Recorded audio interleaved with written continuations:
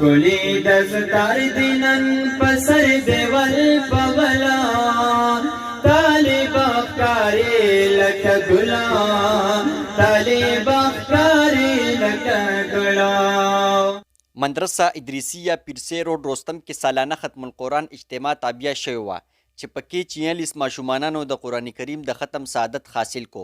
15 ماشومانانو په حفظ او 41 ماشومانانو په ناظره باندې قرآن کریم ختم کړو. شیخ القرآن قاری نور الله طالب علمانو ته د قرآن کریم اخرینو سورتونه ولوستل.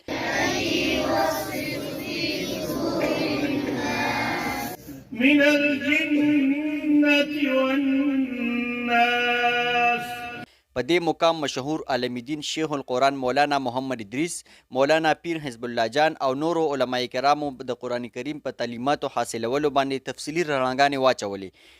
شیخ القرآن مولانا محمد ادریس زیاته کړه چې سکون او راحت صرف د الله پاک په لوی کلام قرآن کریم کې دی. ټول مسلمانان د خپله هم او په خپلو بچو باندې هم قرآن کریم زده کړي او روزانه د تلاوت کلام پاک اهتمام هم وکړي. په آخر کې راغلي مشرانو 46 طالب علمانو ته په سر باندې د برکت لاسونه هم کېښودل. د کیمرې ټیم سره عمیر خاکسار، رستم نیوز، مردان.